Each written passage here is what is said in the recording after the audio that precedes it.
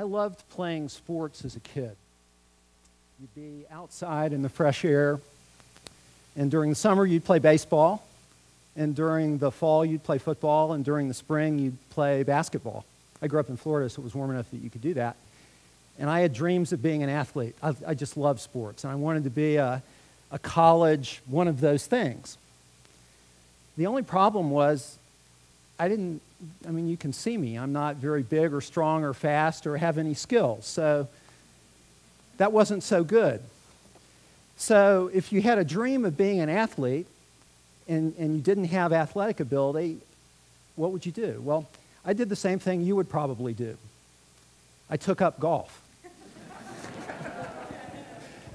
And actually became pretty good at it. Played in high school and was a marginal player on a college team, and at least was able to lead the life of an athlete for a few years and think about what that was. And then, not too many years after that, I had an unbelievable job opportunity. When I was still in my late 20s, I actually had a job that paid me to study and analyze the effectiveness of CEOs. And I've been doing that now for 25 years. And since I didn't have any real business experience when I started, I was a blank slate pretty much. And so I asked myself a question. I wonder if being a CEO is anything like being an athlete. That you could actually watch an athlete play and know how good they were, and the difference between somebody that was really good was way different than somebody that was average. Did it look anything like that? So after all these years, here's kind of my answer to that. The first thing that was very surprising to me over the years is, if you look at CEO skill as a bell curve, the top 10% of CEOs are 10 times more effective than people that are in the middle of the curve. It's a little bit like watching somebody that plays golf and shoots 90 or 100 against Tiger Woods. I mean, they can both say they're golfers, but they're playing completely different games. The only thing they have in common is they both might use some of the same bad words after they hit a bad shot. But other than that, nothing in common at all. So that's the first thing you notice. The second thing you notice is that skill is really visible. And you know how you can look at a golfer or a skier or any athlete and within just a minute or two know how good they are. Well, it turns out you can do the same thing with CEOs. You can actually know how good a CEO is within an hour or so. And the way you tell is by finding out about 3 personal traits and three business elements. And you can learn all of that in less than an hour and know how good somebody really is. The third thing I found out was most business challenges that CEOs are dealing with are not really business challenges. They're really CEO skill challenges. And where the average CEO will get stuck in the place that they're in, somebody that's in the top 10%, this 10x CEO, either would never have had the problem to begin with, or they'll sail right through it. But the average CEO gets stuck in place and doesn't know what to do about it. And then the fourth thing is becoming 10x in this top 10% requires different thinking and different actions than what you would normally do. And where I wouldn't have had the athletic ability to become a great basketball player or football player, anybody that can think differently can become a really good CEO as long as they know what to think differently about. And that's what's cool about this. And what we'll now talk about are the 3 personal things that you think about and the 3 business things.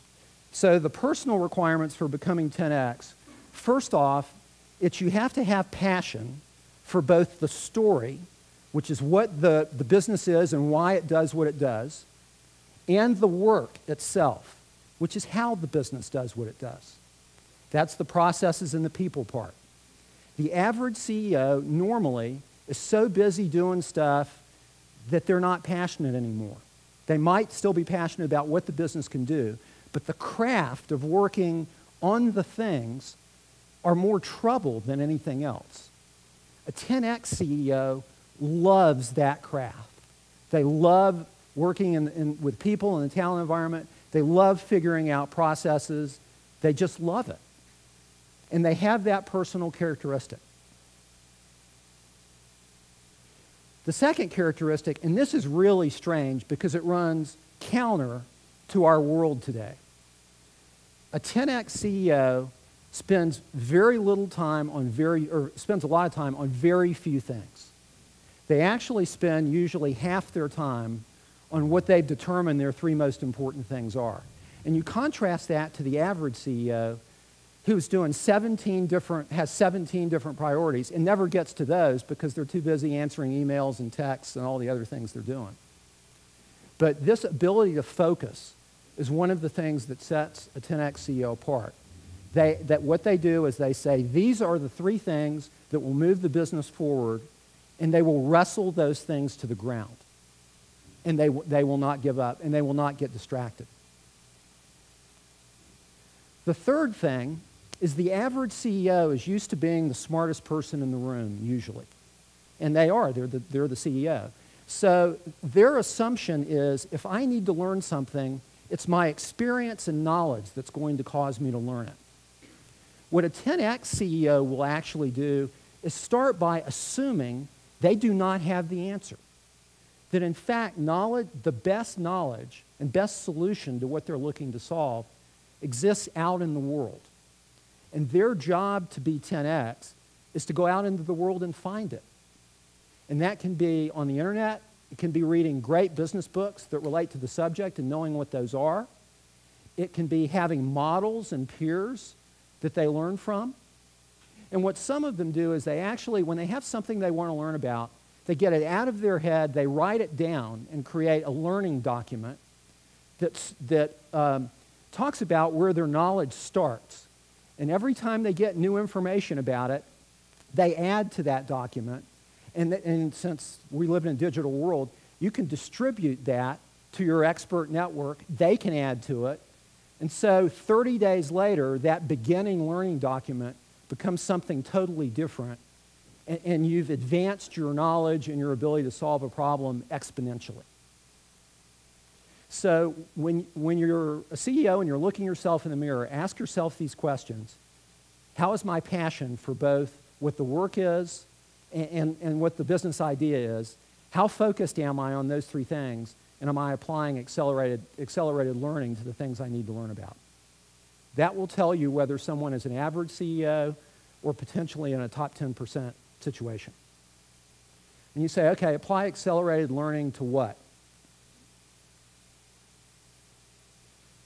You apply it to something we call the CEO triangle. And so a CEO's job is to do three things, and only three things. It starts with they have to have a business model that works. And what that means is you can consistently delight customers and you can make money doing it. So ask yourself the question, can you systematically delight customers and are you profitable? An example of that, of a great business, is Cirque du Soleil. Think about going to a Cirque du Soleil show and how delighted you are when you leave. And think about how profitable that business is. It's hugely profitable. If you don't have a business that can delight customers, then that is your most important CEO priority, is to figure out how you can. And if you don't have a business that can make money, that's your most important priority, and everything else that comes after it doesn't matter. So until you solve business model, you really can't do anything. The second piece of the triangle is called the processes. And in a great process, in a 10x process, sales are easy and customers can be predictably delighted. So instead of occasionally delighted, you have a system that causes them to be predictably delighted. Again, Cirque du Soleil, using that as an example, sales are almost automatic because their customers are so delighted they just keep coming back. But there are other businesses that require sales processes, and you have to nail those. So if you have a really good business model, the next place to spend your time are the processes for generating customers and the process for delighting them. If you've got that, the third area is your talent environment. And the example of a 10x talent environment is a culture of high-performing individuals and high-performing teams. And again, what an average CEO will have is lots of people that are not doing very well, and it's a struggle to kind of keep them going. You may have heard, I think it started with GE, that they used to rate their employees A, B, and C. And so you've got A people, B people, and C people. If you ask an average company what an A is, they'll say an A is somebody that does a good job. A B is somebody that does a good job some of the time, but not all of the time. And a C is somebody that's a real problem, and I probably have to get rid of them. If you ask that same question in a 10X company, what their answer will be is, an A is somebody that's so good, they take the job to another level. They innovate, they think about how to do it differently, they bring in other key people into the organization. They are extraordinary. The definition of a B is somebody that does a really good job consistently. And the definition of a C is anybody that's not an A or a B.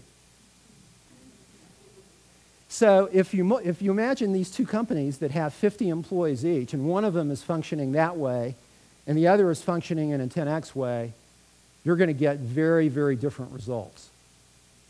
And that's what you're dealing with these kinds of differences. So you have 3 personal requirements. You have 3 business things to work on that really is the CEO work. What should you do about that? There's a path, and it's very simple that you follow. And it's back to the athlete story. What an athlete wants to do when they want to raise their game is they watch game film. The CEO equivalent of watching game film is asking yourself the same question about your effectiveness every Friday afternoon or Monday morning, at the end of the month, and at the end of the quarter. And the questions are, what are my critical business drivers? And the definition of a driver is the business model element, the process element, or the talent environment element that will make the biggest difference in the business. And rank them sequentially in what those things are. The second question you ask yourself is, okay, if those are really my top 1, 2, or 3 things, what did I do this week, this month, or this quarter to materially impact those things? I can promise you the first time you ask that question after a week or a month, you'll be negatively surprised, because your answer is you will have spent 50 or 60 hours a week and you wouldn't have done any of that. What a 10X CEO does is they get used to asking themselves those questions, and they know they're going to ask themselves that at the end of the week or the month or the quarter, and they begin to affect it. But you have to start by asking yourself that question and asking it regularly and religiously. The second thing you do is that personal trait. Once you know what the drivers are and you're asking yourself those questions, you have to spend the majority of time on those things and not allow yourself to get distracted. You again wrestle those things to the ground. You do very few things and you do them well. The third part of the path is you apply an accelerated learning process to those things. And you learn to accelerate learn, and that becomes the way you do it. So instead of never asking yourself questions about your own effectiveness, having too many priorities, and learning at your rate of experience, you do something completely different. You've got your priorities, you spend most of your time on them, and you learn really fast. Once you begin to go down that path, you never go back. You never put your old glasses back on. You keep these on, because you wonder how you could have done it any other way. And once you begin to start doing that, and this is where an organization really becomes 10X, you say, imagine what would happen if our whole leadership team did this, not just me. It becomes unbelievable once you start down this path. And the beauty of it is once you start down this path, it becomes natural, it becomes easier, your life becomes simpler, your employees like it more, you're building a business, you're building something of value.